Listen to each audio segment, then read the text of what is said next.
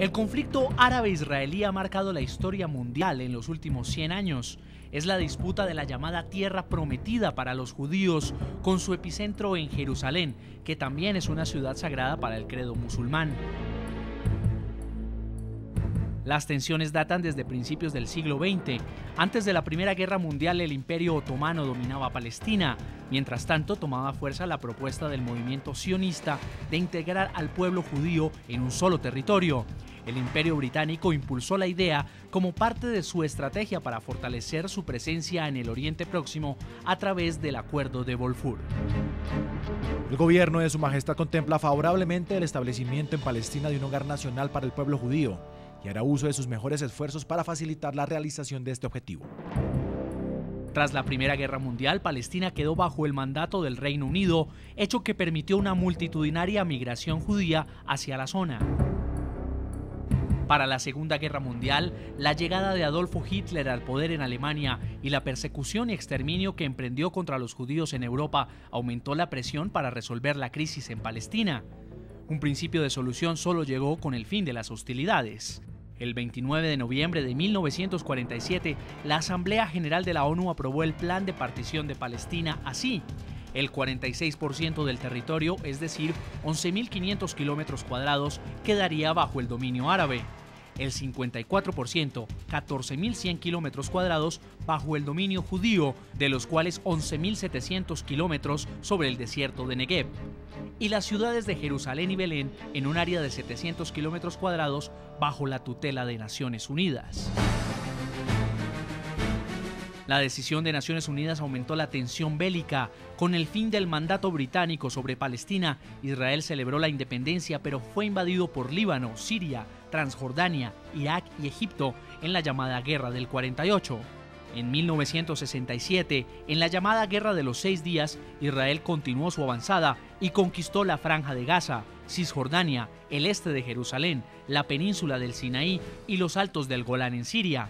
Pero en octubre de 1973, en la guerra del Yom Kippur, Egipto recuperó la península del Sinaí y Siria avanzó sobre los altos del Golán, territorio que aún está en disputa entre Israel y el Estado sirio.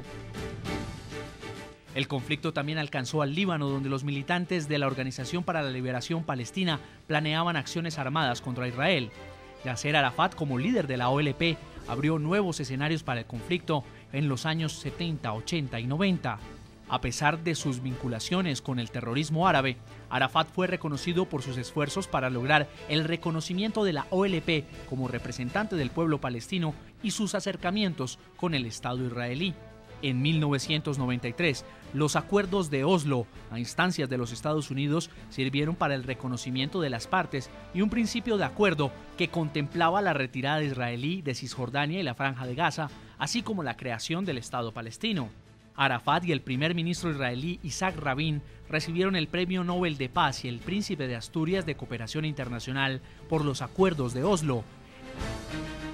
En 2003, Naciones Unidas, los Estados Unidos, la Unión Europea y Rusia presentaron a Israel y a Palestina la llamada hoja de ruta para alcanzar una paz definitiva entre las partes en 3 fases.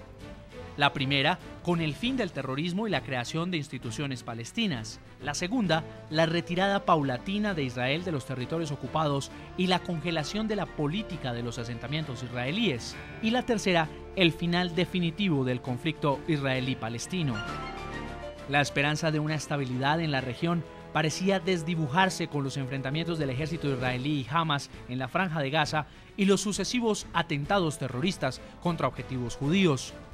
Israel abandonó la Franja de Gaza y Hamas anunció un cese el fuego. Sin embargo, las fuerzas hebreas mantienen un estricto control fronterizo que dificulta la movilización de los palestinos por la región. Las intenciones de regresar a un diálogo que ponga fin a la violencia persisten, pero sin avances claros. Se trata de un conflicto que marca la historia de los últimos 100 años, que ha dejado, según un estudio de la Universidad de Cambridge, entre 51.000 y 92.000 muertos desde 1945.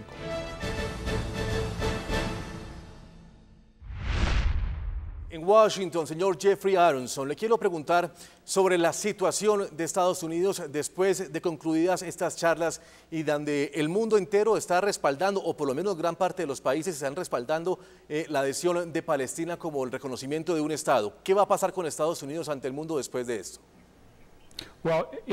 Bueno, parece claro que Estados Unidos, bajo la administración de Obama, ha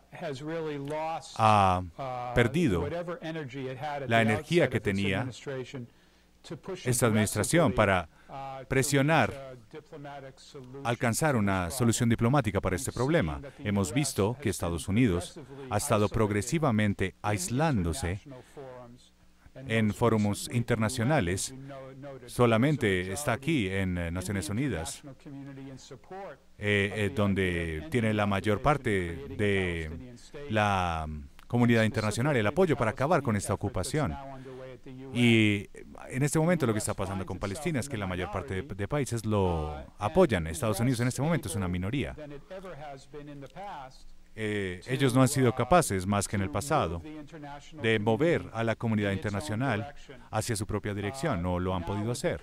Ahora, con las campañas electorales en Estados Unidos, y más importante, la falta de ideas dentro de la administración sobre cómo proceder, vamos a ver una agenda diplomática dominada mayormente por los partidos más que por Estados Unidos como tal.